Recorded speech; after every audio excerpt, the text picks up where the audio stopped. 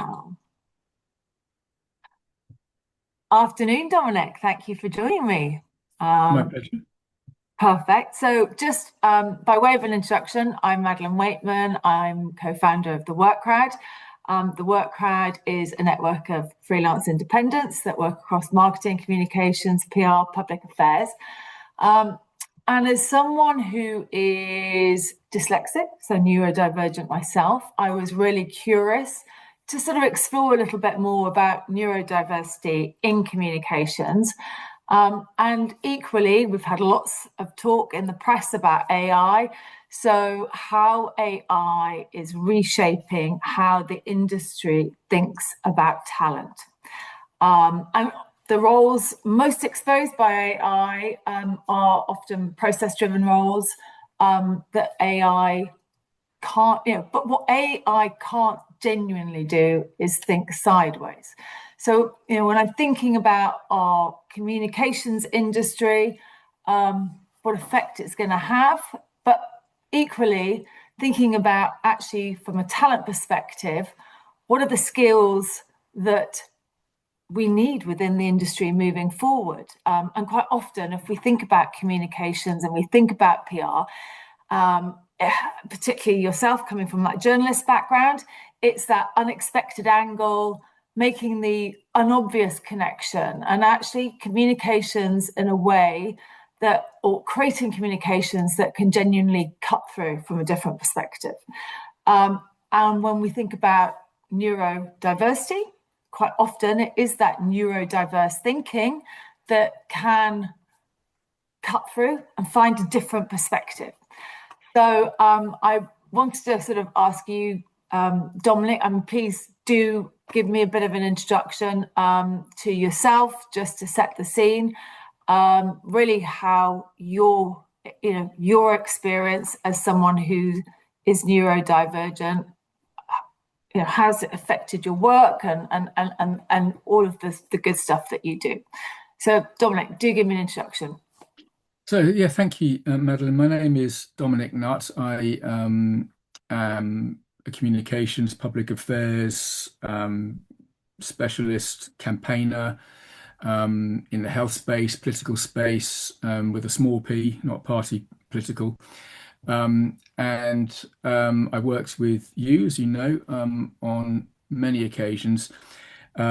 Started off as a journalist and have worked as in communications for all sorts of different organisations, including international aid charities. I'm working for one now, and I've worked in war zones and in disaster zones, right through to kind of working in universities and local councils. So I guess if there were one common theme that may be relevant potentially to being neurodiverse and having ADHD and autism, so AuDHD, I think is the common phrase, is the I guess the search for dopamine. So I like interim work, so hence my love of the Work Crowd, and because I like new, I like different, I like challenge, and I like things that kind of go bang. I like crises. I shouldn't say that, but I love a crisis. So I've done a lot of crisis work. So that's my introduction in this context. Yes, brilliant. That's really interesting. Just particularly what you're saying around that connection between the dopamine effect as someone with ADHD, that actually that's perhaps one of fundamentally the reasons that you're attracted to working as an independent, that you get that because you're deep diving into a new business, really understanding their needs and finding a solution to what their business problems are. It'd be great to find out how your neurodivergence has shaped the instincts that make you good at your work. So thinking about risk tolerance, curiosity, the ability to find that unexpected angle or make the unobvious connection. And if you've got, any example that you can think about throughout your career, and you've had a really varied career, it's how it started in journalism and exactly you worked in war zones, and now you work for a whole array of different corporates, not-for-profits, helping them with their sort of corporate comms strategies. But if you can give me an example of what it produces that perhaps a more linear thinker might not. So, okay, so I think the headline is that, okay, so trained journalist, you on one level, ostensibly, you're kind of trained to go through that linear process. You're asking questions, you're trying to make sure you've got the evidence, the understanding, the stuff to build a story, be that, a one paragraph story right through to a series of long read features. You're trained, as it were, to be forensic. And that perhaps plays into the autism bit of me, which is like I cannot abide not knowing every spit and cough. I cannot abide not understanding something, and there being a danger that I've made a leap or made an assumption. And I studied philosophy and politics at university many years ago, and the logic bit of that is like the bit that kind of that I bring with me and probably is chicken and egg. But I suspect I wanted to understand that the philosophy, the logic, because I was driven by the autism bit of my brain. Yeah. The other side of it, the other side of journalism and my career since is probably the ADHD bit, which might feel like a contradiction, but that's the bit that's all bangs and buzzes and whizzes and woos. And that's the bit that I need constant stimulation and constant desire to search for the next thing. And in terms of, I think you were asking about kind of thinking sideways or tangentially. I think that's where you Yes. were kind of going with that. And I can give you two examples. I'll go from the illogical sort of from two particular stories, and then see if we can pull out what the general conclusion is from it. One time I was in Mozambique in the bush. It was probably year 2000. There was floods, and I was there as an emergency specialist for Christian Aid. We were picking. I managed to hitch a ride. This is me kind of being ADHD. I managed to hitch a ride with the South African Air Force who were pulling people out of trees in a helicopter, and I managed to wangle my way on board one of these helicopters, and I wasn't, but we were dragging people out of trees, and I was watching them, and it gave me real substance for this story. And one person that was dragged out was a woman called Rosaria, and she'd had a baby in a tree. And she became famous for that because I saw that, saw her, saw it, which immediately then, when I went onto the news, it's like they're used to people talking about like we need food, we need water, we need sustenance, blah, blah, blah, blah. Anyone can say that's generic. But if you start with the story of the woman Yeah. in the tree, Yeah. suddenly you've got rapt attention, and then you can unpack like the Trojan horse. You can talk from that particular story right through. But when I was in Mozambique, after about a week, I was beginning to get in my ADHD world, kind of get bored of the story. And I was in this hut in the middle of nowhere, and I saw on TV Gaza and the West Bank was kicking off, and I immediately wanted to go there. So after a week of this excitement, you'd have thought that'd be enough for anyone. I wanted then to leave and go off and do some war zone stuff, and I did. But I will refer back so that I got into kind of working in the Middle East and Gaza, and it was all very dangerous and very exciting, and all sorts of crazy things were happening there. But the next example was again in Mozambique, and it was in the same day. It was raining because it was middle of these floods, and I sat on and we had this yard, and we were moving food inside this shed for distribution to people who needed food in the floods. And I sat on this chair to have a cigarette. Back in the day, I used to smoke, and this chair was really uncomfortable. And I looked at it, and it was made out of metal and bits and spiky things. And I realized it was made out of guns, like AK-47s that had been chopped up. So I said to my colleague, Christiane colleague, "What's this?" She said, "Oh yeah, right. Well, what we do is we go and disarm rebels, the two rebel armies that have been fighting, Frelimo and Renamo, and in return for them trusting us and giving up their guns, they won't give them to the government because the government is, they're scared of the government. They might get in trouble. They give us guns, and we give them training, and we give them, sewing machines, bikes, so they can do legitimate work. Then we take these guns and then we give them to artists, and they cut them up and make them into art. In fact, I've got a piece behind me I can show you that I've got from Christian Aid that's made out of guns, and it's the swords into plowshares story. So this is amazing, but I banked it, and then a few days later, I was back in the UK. I was working with Arsenal Football Club. They were advertising this. They were advertising the appeal number. All Tony Adams, all these famous footballers were holding up their number for the appeal. to ring in. And I was saying to the photographer I just met, do you think this is a story? And he said yes. And so we went back and we did the story and we took pictures and I wrote it up for the Sunday Times from a Christian Aid perspective. And it went massive. The UN did a big exhibition. We did an exhibition, and Christian Aid then got the artists to make this thing called the Tree of Life, made out of guns. We imported it from Mozambique, and it's now in the British Museum and has been there ever since. And the point Wow. is, this was simply from sitting down, having a cigarette, going, "What the jiggery pokery is this? This is a story." Yeah. And so from that kind of moment through to this Yeah. thing, and I remember I popped into a church and they had an exhibition and they were talking about these swords into plowshare story, and I felt overwhelmed. I couldn't tell them the reason you're having this conversation and the pictures you're showing, the pictures that we took, and I was there when they were being taken. It was just like, how did this small spark turn into this that is now becoming a But huge yeah, story? it's really interesting how it's almost your neurodivergency, but the fact that you're both autistic and ADHD, that I hate to use the expression, but it's a bit like a superpower, that actually the autism gives you that detail and wanting to really get into the granular detail. But as you say, the ADHD takes you maybe a bit more of that creative thinking and what, like actually what's going to grab the attention, because you have that natural desire to seek the dopamine effect, and that has perhaps led to some of your greatest work.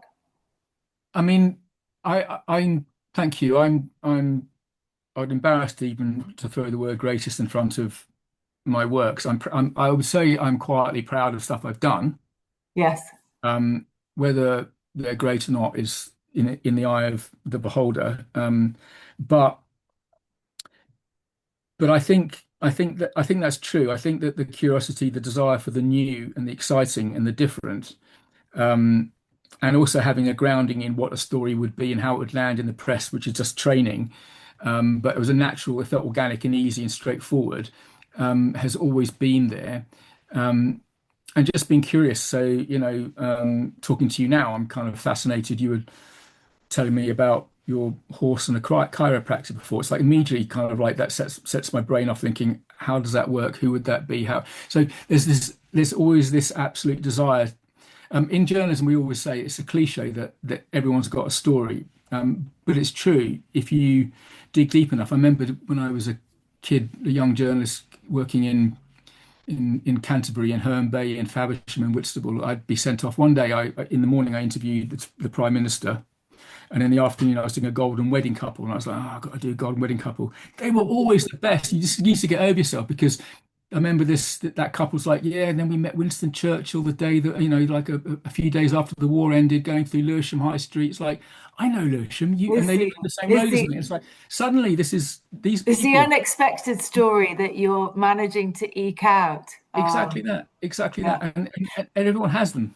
And just so thinking about your career, and thinking about actually the sort of environment that you work well in as someone who's neurodiverse, is there any point in your career where you felt the structure of a team or organization has actively got in the way of your best work? And then equally, like, how do you bridge the gap? Like, where does the magic happen? As someone who is neurodiverse, what's the structural environment that you need to perform at your best? So the answer is yes, many times. I mean, so I would start even so.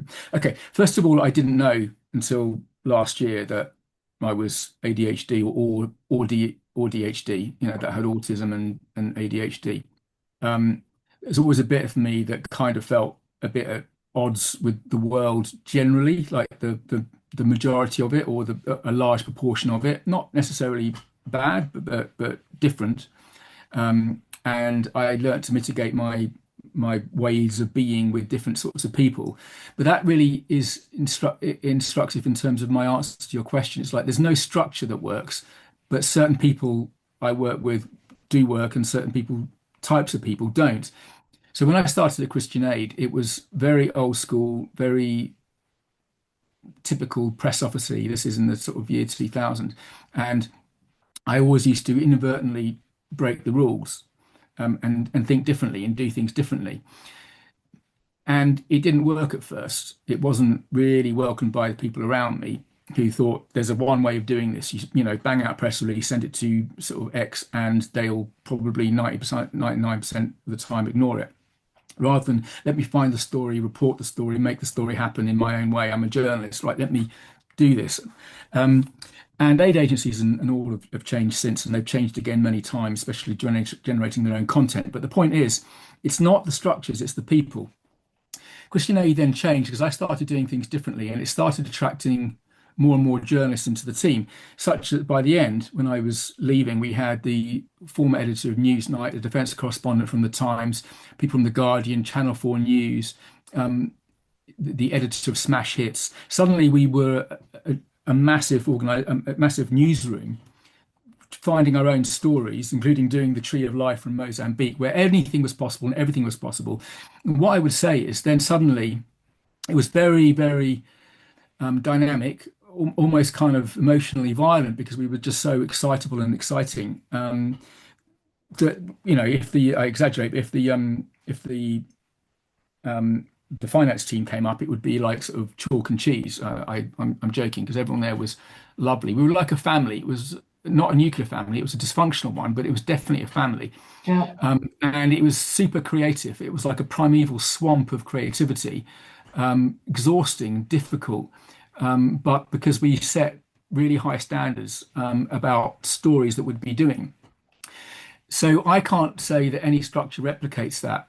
It's just different places have different sorts of people, and you'll always find someone or some people who will relate to that. I think that many newsrooms around the country are full of ADHD people. I think a lot of journalists are likely to be ADHD, just my pop theory. But it's all about like not a process. It's just an emotional response to people. And the second thing I say very quickly is a lot of autistic and ADHD people have to learn to change in their environment, become chameleons to fit in with other people, because we're not mainstream or not so mainstream. And in so doing, therefore, we learn to be empathetic and to mask. And that allows you that helps. It's exhausting. It's really exhausting. At times you just want to be on your own. You can't just be performative the whole time. But it does allow you to empathize with other people because you fit in with them. And so it's very easy then to talk to other people, to find out what other people are thinking, and then to emulate that, and then to ask them the right questions, and to get them to respond, to be responsive. And that helps you get the story, especially when you're going around, in my case, poor countries, like you're going one day you're in Colombia, the next you're in Somalia. You have to have a connection with people, even if you can't speak the language, in order to kind of get their story in a sympathetic way without kind of exploiting them. And that neurodiversity, which leads to kind of masking and leads to that chameleon effect, I think it teaches you immediately you have to be empathetic. You have to fit in with the other person, rather than, because people don't come to you. The non-neurodiverse world, understandably, as a right-hander, I don't want to go around with left-handed scissors, right? I'm not going to be reaching out to left-handed people and going, the world is against you. Same with neurodiversity. The majority of the world isn't about to change just because of the minority of neurodiverse people. So we have to reach out to you, as it were, not to you, but to the rest of the world. And that means we have to be empathetic and understanding in order to unlock their world, to understand it and emulate it and be part of it. Do you think, I'm subconscious, do you think that, there's a big return to work that's happening at the moment, and as someone who is, autistic, ADHD, do you think that your traditional work environment is conducive? Is that going to alienate, for example, neurodiverse people from being their best in the workplace? I think it's a contradiction. I want to say yes and no. So it depends on your neurodiversity. Some people, let's say some people with autism, how they manifest it are less likely to enjoy the noise of an office, and the kind of distraction. The ADHD person will potentially like it, but then become exhausted by it when they have to keep being performative in public. So I would say that and also as an ADHD person, I'm really, really, really physically disorganized, such that I generally, if I stood up now, I have my keys attached to my belt, in my wallet attached to in my pocket on a chain, alongside my insulin pump. Because if I didn't have these things attached to me, I would go out without my keys, my wallet, my glasses, one or all of the above. I mean, every day, or without all my insulin. It just every day, I would drop one or more of those things. It'd just be absolutely universal. Going to work stresses that because you have to be organized. I miss meetings. I have missed meetings in the past. Um, I I once, when I was a journalist, I was told to get a diary because I kind of kept not remembering when to go places, and I kept still being late till I realised that my diary was 3 years out of date, and I didn't even know that made a difference. I mean, I generally didn't know that the Wednesday was actually Thursday or whatever it was. So it can be really disorganized, but you learn quick fixes around that. On the other hand, and being alone means you can concentrate, but on the other hand, you then become very, very unmotivated, or potentially can become unmotivated if you just get into your own head too much and you need someone to stimulate you. So having an office where other people are around and kind of like, right, let's get on with this, that can be stimulating as well. So I think it's horses for courses, but I say it's not either or. It's a mixture, and different degrees and different combinations of working at home and working in the office will benefit different people differently. I like the combination of both. No, I think there's a lot to be said for all the reasons that you've outlined for that sort of hybrid working that actually it perhaps allows us to get the best out of all of us. Just thinking about what would a communications team that genuinely valued neurodivergent thinking actually look like in practice? I think when we talked earlier on, Dom, you'd sort of actually talked about some of your best work had been when you was with someone who was linear thinking, you as a neurodivergent, and how would it operate on a day-to-day? And is there anything that you would have liked to have been able to say earlier in your career about how you work, what you need, what you bring, and what you felt you could do? So I suppose thinking ahead, giving some advice to your younger self, but equally, if you were giving your advice to perhaps young, employees to your younger self. Yes, I think those questions are really tough. I think that, and of course, I didn't know until recently, but looking back at my early days in the office, sometimes I would always be considered like people might think. I mean, might think I was charming, interesting, slightly eccentric. In fact, I've been told I've been flagged as eccentric, and that's good on a Wednesday and bad on a Tuesday, depending on the context. I might suddenly say something out loud that's in my head, and I think it's funny, but it's only funny in my head. As my wife, I'm a diabetic, and sometimes I get low blood sugars, which means affects your kind of like your brain and your thinking. You're like, sometimes I make a joke to my wife, and my wife will very pleasantly say, "You better be having a hypo, low blood sugar, or you're divorced." And that's because I said something I think is hilarious. And after 25 years, I still haven't learned that actually, just because it's in my head and I know I don't mean any harm by it, it isn't necessarily hilarious.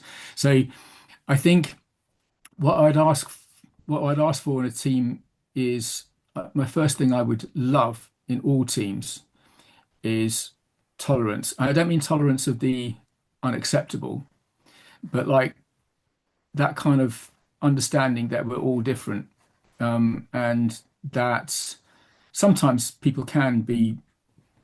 I've certainly sort of been sort of out of order, I guess, but never intentionally. And I'm always so upset if I think I've upset someone, and I will play it back in my mind for years, even if they haven't expressed being upset, and even if they weren't upset. So there's a degree of tolerance, and as a neurodiverse person, I think I'm not. I don't know. I can't judge, but I think I'm naturally tolerant of most people most of the time because I kind of think they're for the grace of God.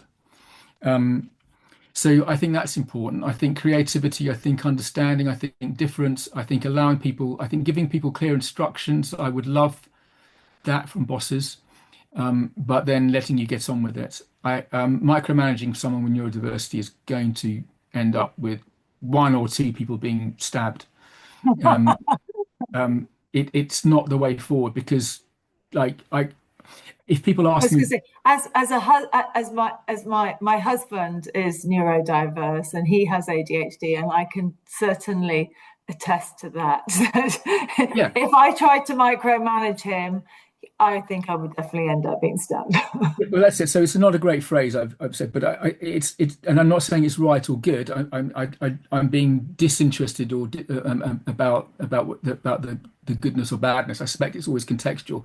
But if you start micromanaging someone with ADHD, they're going to assume that they've done something wrong, that they're no good and they're rubbish and poor and bad, and you hate them, and you get into an emotional spiral.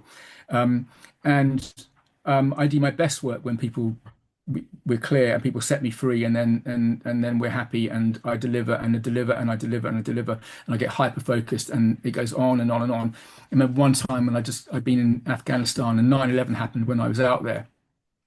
So I was one of the very few people that came back with any footage, any coverage, any stories. I was all over the media, and I was in Islamabad for that month, for at least a month, and I was working maybe 20 hours a day on my own, just always on the news. Such as when I eventually came home, I had a dream that I'd done a radio interview, and my wife then woke me up and said, you've just done an interview on radio, BBC World Service, and I'd done it in my sleep, and I had no idea, and I just did it, and by the end of it, I was just in that zone.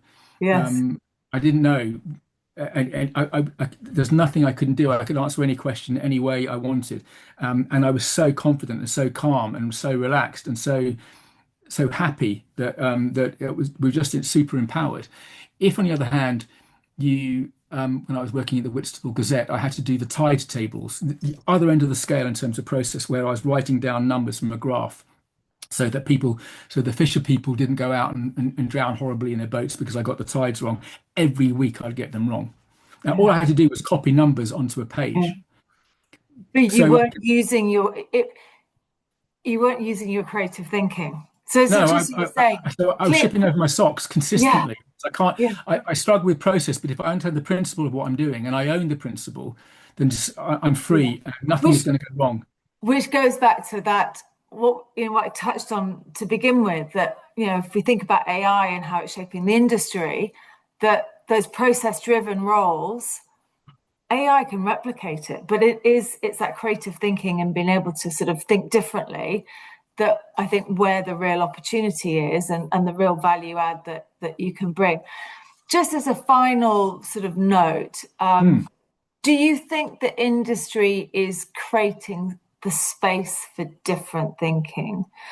Or does the pressure to produce at volume and speed push it in the opposite direction? And what can we do So to create an environment that we where different thinking is embraced? so let me say I have no evidence for my answer. No data. It's just my sense of this. And I life think, experience.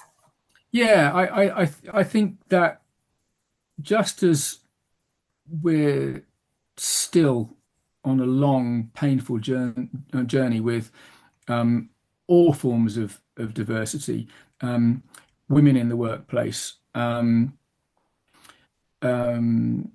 different ethnicities, different abilities, disabilities. Um, we everyone will have in their kind of missions and vision statement, like the EDI kind of statement, and in many cases, possibly most cases, people will mean it in principle, but of course, tactically on the ground, operationally, it doesn't always happen. Mm. So we've got a long way to go on the stuff that's been grounded for some time, for decades. With neurodiversity, we've just started that journey. So I think people, and I don't mean this in a critical way or a mean way. I think we've just started this journey, and I think that people are wanting to embrace it in theory, but I think we've got a long way to go before people recognize that. So, you know, earlier you were saying, what would I have done differently, or what would I have liked to have done differently?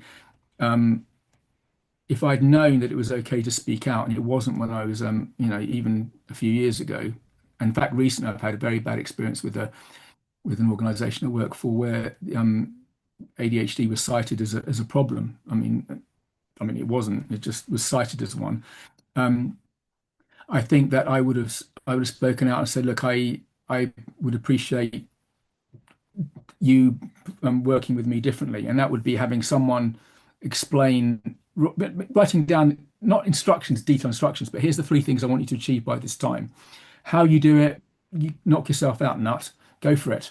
You know, and I learn I'll understand the principles and I'll deliver, and it'll be better than you could ever imagine. But if you micromanage me, it's not going to work. If you give me clear instructions so I don't kind of drift off, and you check in with me from a place of love and care and thought, like, Dom, how are you getting on? Okay, you know, I think you're going off a bit here. Let's come back here and let's have a discussion. And it's a genuine partnership discussion, then it works. If it becomes a top-down ordering me to do something and I don't think it's going to work, then whether you're wrong or right, if you were telling me, you know, to do something, and whether you're wrong or right, I would take a guinea immediately, which is not helpful. And I might be right, but I would feel I was in a hostile place, and I'd be protective and defensive. You're not going to get the best out of me. So I'm using myself as an example. I don't know how other neurodiverse people will think, like if they'll think along those lines. But if you have a structure and a safe space around them, then they're going to normally perform brilliantly for you, given if they've got the ability so to do. There's that, what you're saying, it's actually creating safe spaces, an environment where that neurodiversity is embraced and seen as an asset, but equally that actually, as someone who is neurodiverse, that you can say what you need within your workplace, Yeah. and what you need from your colleagues to be able to perform at your best. Because actually, ultimately, that's in everyone's interest. And you've given us earlier on some really great examples of where actually the environment's been right, that you have then, as a result, produced your best work. But equally, if the structure is in place whereby that difference isn't recognised and the structure is preventing you from actually operating at your best, ultimately you're not going to achieve what you're capable of, but equally the organisation isn't going to get the best from you. So I think there's quite a big learning, I would say, to take away from that. And when I think about it from a talent perspective, if we're advising, our clients, but equally advising individuals who are, I think it is to have that open, honest dialogue, because actually creating the environment and the structure where people excel is in everyone's interest. I think that's right. And I would say, if I was summing that up from my perspective, it's what doesn't work for me as a neurodiverse person, and I cannot see how it can work for anyone, is if I say to you, why do you want to do it that way? You say, we do it this way because this is the way we do it. It's like, right, that's no answer. I now hate this. If I say to you, what are the objectives? What are the principles? Where do you want to be? I'll go and do it once I understand that. And as long as I'm not breaking the law or any kind of moral code, and I'm doing it ethically and with principle, then everyone should be happy. So let me understand the principle. Don't tell me the process. Yeah. If the process is getting in the way of the principle, then this is a contradiction. Of course, it doesn't always have to get in the way of the two aren't necessarily contradictory, but let me know the principles and the objectives, and I'll deliver. If you say this is the process and we do it this way because this is the way we do it, and it doesn't make sense to me, then it's not an equated environment. I'm not going to flourish, and I don't think people with neurodiversity will flourish in that environment. They need order, you need structure around it, but you need to be able to flourish within those parameters. Yeah. Well, thank you, Dominic, for talking to me. It's been a real pleasure. Thank you. And we'll have to talk some more about this. Lovely. I